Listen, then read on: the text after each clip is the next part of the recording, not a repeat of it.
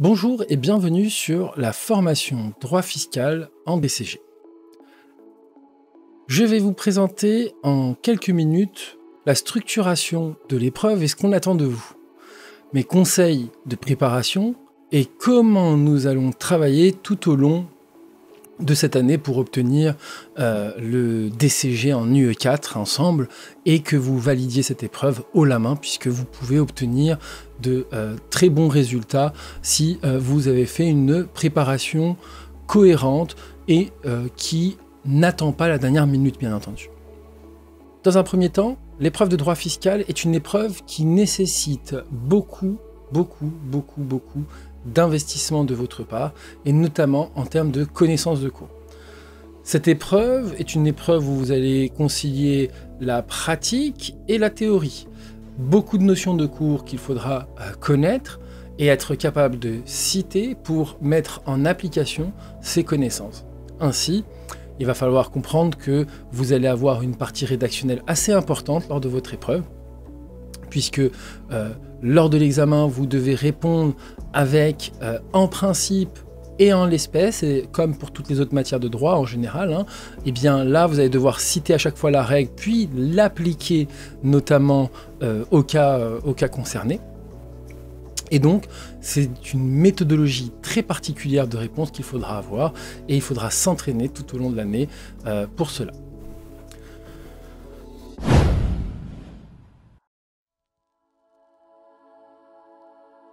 Je vais vous présenter dans un premier temps les différents chiffres qui concernent l'épreuve du DCG UE4 de 2023.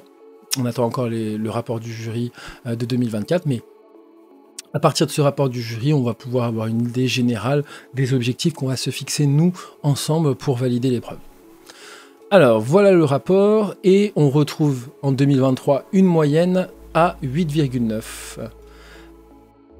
Le rapport présente un petit graphique où on retrouve en fait le nombre de notes attribuées allant de 0 à 20. Donc pas de 0, mais on retrouve des premières notes à 0,5 jusqu'à 5. Et là, on retrouve quand même un certain nombre de candidats.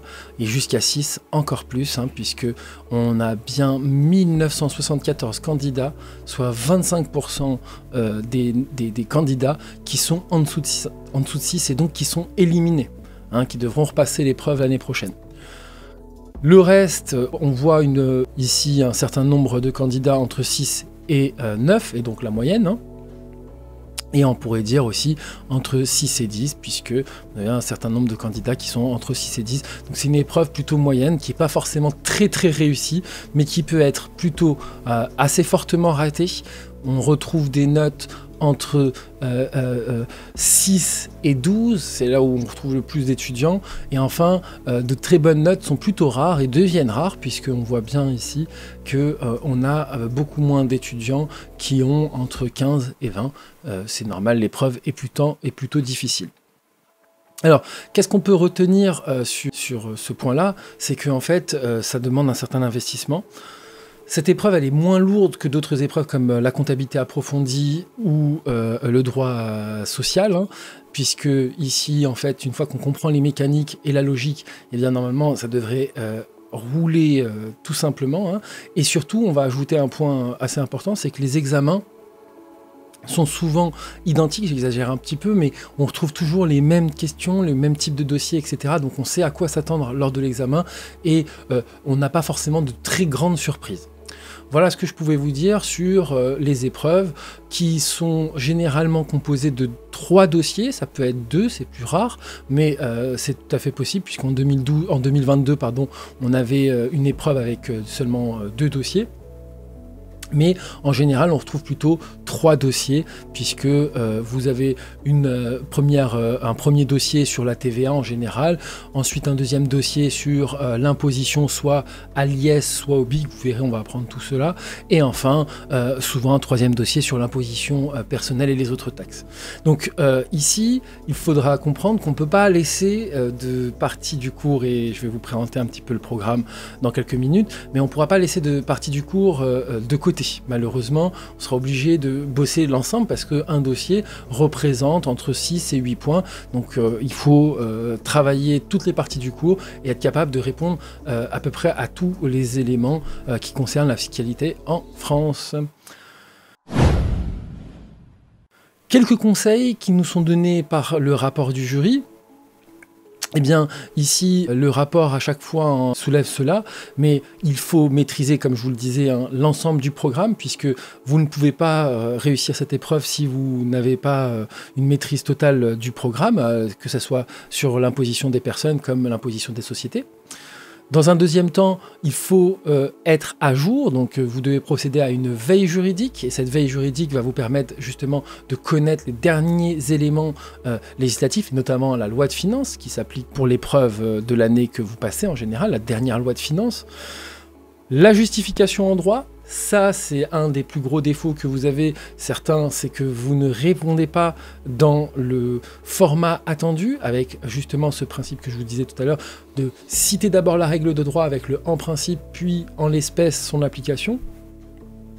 Et enfin, un entraînement régulier, puisque si vous voulez réussir, il va falloir travailler en continu et pas attendre la dernière minute. L'examen devient de plus en plus complexe puisqu'il demande vraiment une maîtrise et une analyse certaines fois de votre part. Et surtout, il demande une qualité rédactionnelle de plus en plus importante. Il va falloir faire un effort quant à la rédaction de vos réponses et il faut comprendre qu'ici, en droit fiscal, vous n'allez pas être exclusivement interrogé sur des calculs ou des questions techniques. Voilà ce qu'on peut retenir de ce rapport qui est disponible sur le site internet. Dans un troisième temps, je vais vous présenter la formation pour vous indiquer comment marche justement la formation de droit fiscal, comment la prendre en main et aussi comment est composé le programme. Donc, vous accédez à votre espace et vous pouvez directement accéder à la formation de droit fiscal. Dans la formation, vous avez accès à votre espace de formation dans lequel vous retrouvez l'ensemble de votre contenu, les vidéos comme les cours papier. Vous avez justement ici, dans vos cours papier, la possibilité de télécharger la version étudiante que vous pouvez récupérer en cliquant sur cours à télécharger. Et enfin, chaque cours est accompagné en général d'un petit quiz qu'on vous a réalisé qui vous permet de vérifier si vous avez compris l'ensemble de vos réponses et vous pouvez l'ensemble des éléments du cours et vous pouvez envoyer justement l'ensemble de vos réponses pour voir si vous êtes loin ou pas loin d'avoir compris le chapitre. Dans un deuxième temps, chaque chapitre s'accompagne à chaque fois d'exercices. Ces exercices, vous pouvez les télécharger et vous pouvez aussi retrouver leurs corrigés juste après, puisqu'on les a toujours séparés. Enfin, un principe intéressant dans nos cours, c'est que en général, vous allez retrouver aussi ce qu'on appelle les cas exemples, qui sont des illustrations. Et alors, ces illustrations, elles sont faites ici de la manière suivante. C'est que vous avez votre cours qui vous présente certaines notions. Et on vous amène à faire un cas exemple, comme ici, vous voyez, faire cas exemple numéro 5. Donc, vous vous dirigez en fait à la fin du cours, souvent, enfin pas souvent, mais vous êtes au niveau de la fin du cours, vous retrouverez l'ensemble de vos cas exemples. On retrouve par exemple le cas exemple 1 avec son corrigé. Alors, les versions étudiantes, on a fait en sorte que vous n'ayez pas le corrigé. Donc, quand vous téléchargez et que vous travaillez sur papier, vous l'imprimez et vous rédigez. Et vous avez plus qu'à vérifier si vos réponses sont justes sur le site internet. Donc vous avez une batterie de cas exemples qui sont des entraînements assez sympathiques qu'on vous a réalisés et qui vous guident tout au long de votre formation. Une fois que vous avez fini, vous pouvez passer au chapitre suivant et en fait, vous allez devoir descendre l'ensemble du programme. Pour travailler, je vous conseille à chaque fois de télécharger le Poly. Donc ici, vous cliquez sur cours à télécharger, dans lequel vous aurez une version que vous pouvez imprimer chez vous et sur laquelle vous pourrez travailler. Si vous avez des questions, vous pouvez nous écrire directement ici dans les commentaires. On tâchera d'y répondre assez rapidement, sinon par mail, sinon via le groupe WhatsApp, etc., etc.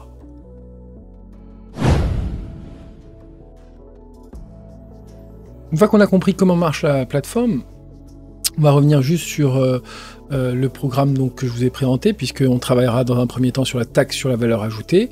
Et donc ça, c'est un volet très important, puisque c'est là où il y a le plus de difficultés qui se concentrent dans cette section-là, notamment avec des opérations particulières de régularisation de TVA, etc. Dans un deuxième temps, on attaquera les BIC, qui est un chapitre un peu plus facile, même s'il a certaines difficultés, notamment sur les amortissements différés. Dans un troisième temps, on va travailler sur l'IS, l'impôt sur les sociétés, et donc là, ici, ce sont les règles que vous avez apprises au BIC et les particularités qui viendront s'ajouter à l'IS. Dans un quatrième temps, l'impôt sur le revenu, on va étudier l'ensemble des catégories, toutes les catégories d'imposition des personnes, puisqu'il y en a 8, et donc on traitera ces 8 catégories, et on étudiera ensemble leur mise en application. Enfin, on clôture avec le dernier thème, donc le contrôle fiscal et les autres éléments. Et ce chapitre est très léger, puisque c'est pour clôturer l'année. Alors, il faut savoir que ici, lors de l'épreuve, vous n'aurez pas le droit à la calculette, donc ça c'est un premier point, on n'a pas le droit à la calculette, et les calculs se font de tête. Vous allez voir, c'est pas très difficile en général à faire, mais on considère que vous devez savoir les faire de tête. Donc ça c'est un premier point qu'il faudra retenir. Comme je l'ai dit tout à l'heure, il faudra aussi avoir une certaine maîtrise à l'écrit. Et là, il faudra faire attention notamment aux écritures illisibles qui peuvent vraiment nuire à vos copies et apporter un soin particulier dans vos réponses. Et enfin, il faut comprendre que cette matière est connectée à d'autres matières, donc il faut comprendre que le droit fiscal est connecté à la comptabilité notamment, et donc la comptabilité, il faudra avoir une bonne maîtrise de la comptabilité générale, mais aussi des traitements particuliers que vous allez étudier souvent en UE10, donc en comptabilité approfondie. Et vous allez le voir, il y a plusieurs chapitres qui sont connectés durant l'année, puisque lorsque vous étudiez souvent le droit fiscal, vous étudiez aussi la comptabilité approfondie. Avant la réforme du DCG d'il y a déjà une bonne dizaine d'années, eh bien avant, cette épreuve était une épreuve commune, c'est-à-dire que l'épreuve mixait la comptabilité approfondie avec la fiscalité. Maintenant, c'est plus le cas, mais avant, c'était bien le cas. Je vous souhaite à tous un très bon travail, bon courage, à très bientôt.